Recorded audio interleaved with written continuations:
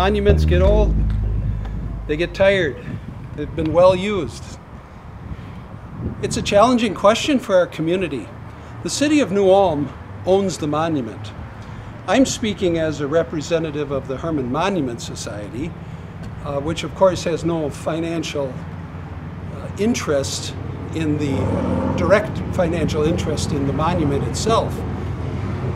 But we are here to promote, to encourage, to watch out for the monument.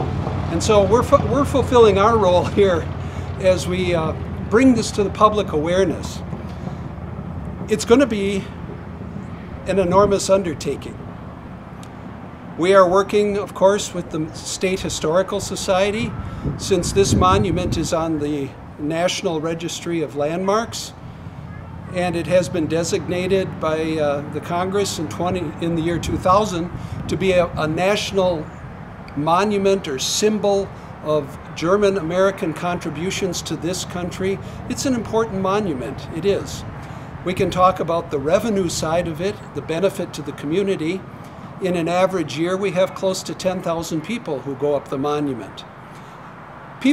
We ran into some people just the other day who came from Sioux Falls, South Dakota, who had never been to New Ulm, and they came here to see the Herman Monument. So it brings visitors to our city, and of course that's important for our community and our community revenue. So it does have a direct benefit to the entire city of New Ulm. As I said, the monument is owned by the city, and it is the city that will be spearheading this renovation project. They are already accepting donations. This is, as I said, going to be an enormous undertaking. It's so difficult to say what it will all involve, but let's be on the safe side and simply say it will be a multi-million-dollar renovation project. If you think about the restoration that took place earlier in the century, in 2003-04, when we brought Herman down and renovated the entire statue, that entire project with the placement of the lions and that ran close to $1 million at that time. It was about $990,000. This is going to be much, much more extensive, and it's needed. There are issues with the hill itself. Part of the hill is degenerating. You can see the slope down to, well, I like to call it West Side Park, right? Down to Harmon Park. That needs to be stabilized. The wall, which was recently put in on the Center Street side, will prove to be great benefit in stabilizing the hillside. That was part of the thinking behind it. It wasn't merely just decorative for a nice venue going up Center Street, although it is that too, we have to admit. But there are issues with the hillside itself. We've already had studies done with the Bolton and Mink, right? And they've done soil borings. The process has already begun. We've had professional monument renovation experts here to look at the monument. Some of these initial steps have already begun, but there's so much more that needs to be done. And the purpose of this short little video is just to heighten the awareness in the community of New Ulm about this project, a project that we hope can be accomplished over the next decade, and the sooner the better. This is the Kasota stone base. It runs up to about here. Okay, that's very solid, and there's a granite foundation underneath it.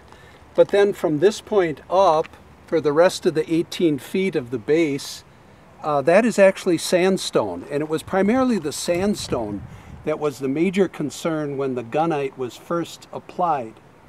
It was meant to be a protective coating, as I said. But in retrospect, what it turned out to do was actually to trap moisture inside and not allow the stone to naturally breathe. And so it has caused perhaps a few more problems than anticipated.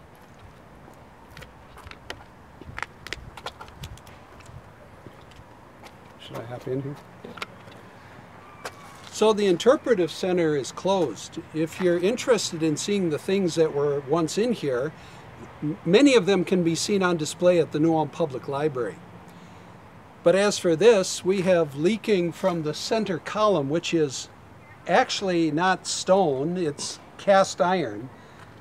And because it was never insulated in the original construction, that cast iron pillar condenses, with the heat and the cold. It sweats, and a lot of that water pours down into the interpretive center.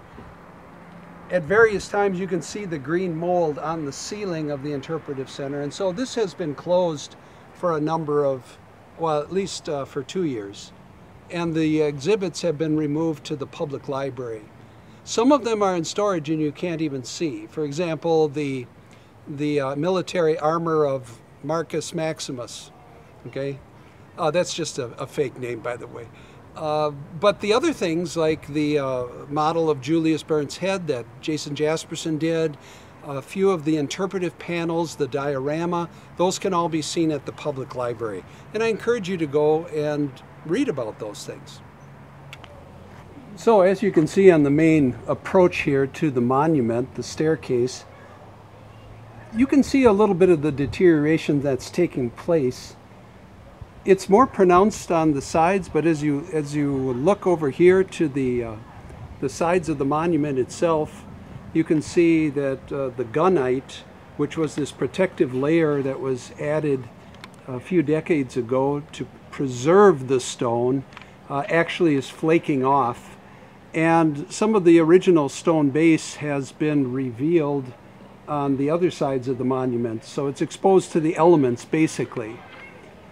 As I said, this addition of the gunite was done with the best available knowledge at the time and with the best of intentions.